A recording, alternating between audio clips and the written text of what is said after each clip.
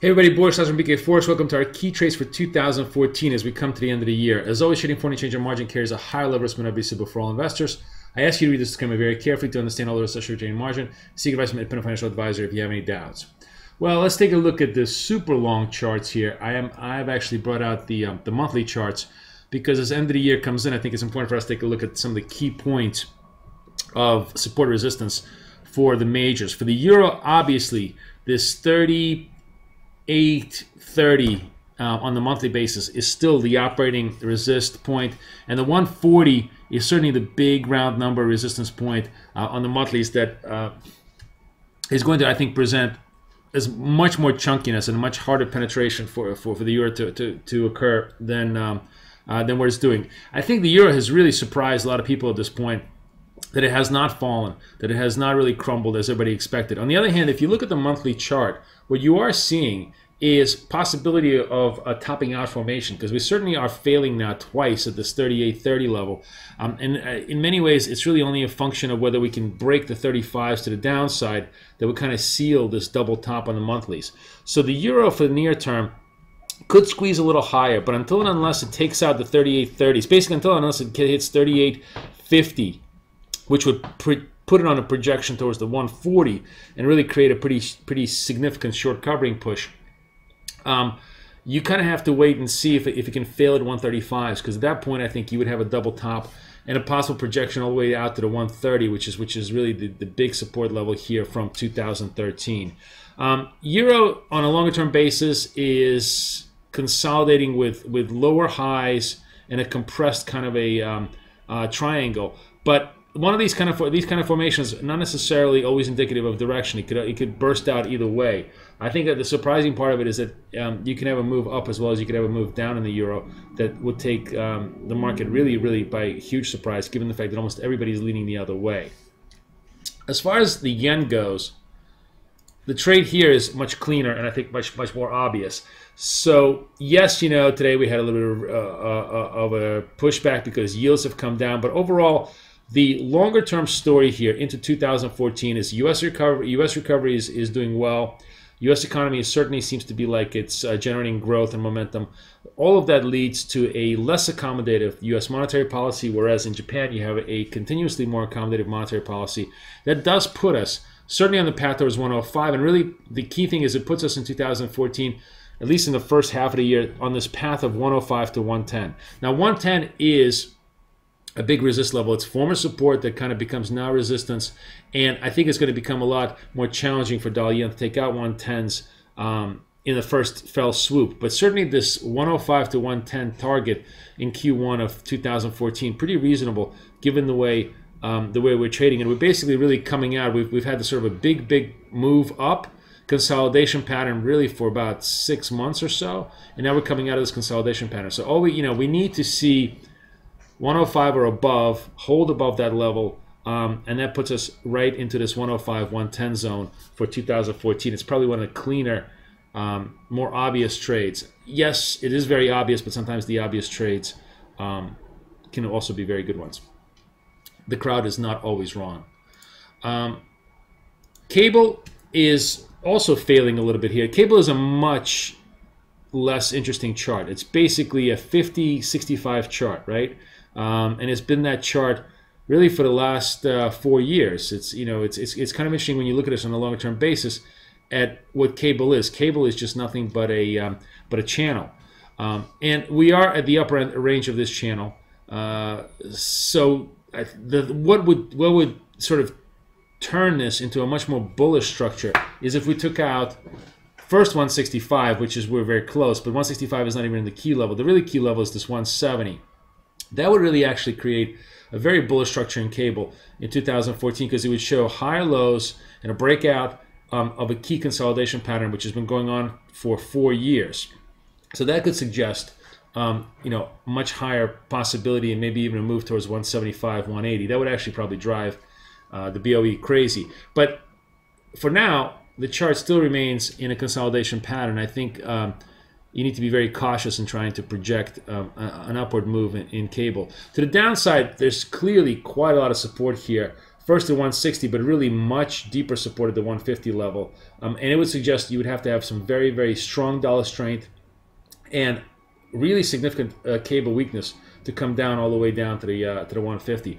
Overall, I think what's interesting is that if you look at the two crosses, if you look at the euro pound versus cable on a longer term basis, what is very, very clear is that you're still having relative strength to cable. And I think that may be one of more, I think, first of all, I think a lot of the trades in 2014 will be much more interesting on the crosses than they will be on the majors. But this is one of those kind of cross trades that looks strong to me to the downside. And it may be a potential move towards the 80 level on the euro pound, maybe even all the way out to 78 into the monthly lows of 2012. So that's kind of interesting, I think, as a potential long-term trade where cable strength against the euro is going to be the more evident trade. And then when you look at the Aussie certainly is just very, very weak. Massive top-out formation here. We're barely basically holding this 89.90 level. The next test, what's interesting is that if you have really serious Aussie liquidation, then the move here could be towards first, of course, 85. But generally, if Aussie is going to tumble, it's probably going to tumble all the way to 80. That's going to be the really big support level in 2014. And that would always be a result of the fact that the currency markets kind of overshoot their targets to the upside or to the downside. So Aussie, on a longer-term basis here, still looks weak. The key thing is it really needs to break below 87.50 to establish a new lower level with 85 the first target, and then 80 as a potential target to the downside on a longer-term basis. What would negate this very negative posture would be a move back up above 95. That would certainly neutralize it, but a real move would have to come up really all the way through back up to parity, which is a tall order to take from Aussie, and I think that would be a surprising move, certainly in 2014, especially against the monetary background that you're seeing. So the thing with Aussie is that it's basically sell the rally until and unless it clears 99, and then it definitely turns itself into a much more neutral to positive structure. This also brings the interesting point that I think one of the cleanest trades in 2014 is going to be the continuation of the downtrend in the Aussie Kiwi. What you've seen here is the break of the very, very important 110 level on the monthly basis. We're having a little bit of a retrace. It's actually very, very feasible that we could have a move back to as high as 112 possibly, maybe back up to this support level here. But on the overall basis, one of the reasons why this looks like an interesting trade all the way down to 105 is because you will have interest rate differential expansion between New Zealand and Australia. We know that New Zealand is on its way towards raising rates. More interestingly enough, is if Australia lowers rates again, then the interest rate differential between the two will certainly expand in the favor of New Zealand. That will really put us on path towards this really very, very strong bottom of 105, and in fact really puts us kind of on a path towards a very interesting potential development of parity in Aussie Kiwi in 2014. That could be, I think, the really, really big trade. But to trade this thing towards parity, you really have to be prepared for a move all the way back up towards really 115 before the negative case for the Aussie Kiwi is negated. The other trade, of course, that's kind of interesting on a more cross basis is the Euro Aussie. So again, this is really not so much a story of Aussie of Euro strength as it is a story of Euro weakness. But Euro Aussie here again now looks to be, now that we're well above the 150s, which was a key round number breakout, that now 160 becomes a real key play. Now 160 was support, which now could become former resistance, but that's certainly in view, at least in the first half of 2014. So that's an interesting potential look as you go into 2014. And of course, let's take a look at the CAD. It's not something that we look at a lot, but I actually think so. CAD made this very, very big rounded turn, right? And now we're at a pretty serious level of resistance. This 107 to 10, really like 108.50 level is pretty chunky, and CAD is definitely coming up against it and may trade its its way back down. Having said this, though, CAD still looks weak on a longer term basis. It's definitely made a big rounded turn, and if it breaks above 108.50, then 110 is very much in queue. So on a short term basis, CAD may be a buy. On a longer term basis, CAD could be a sell. The short term basis that I kind of like here, let me see. I think I'm gonna have to pull this up manually. Let me see if I can do this. One trade that I kind of like on a sort of CAD strength basis is CAD Swiss. Let's see if I can find this. Yeah, so here's CAD Swiss.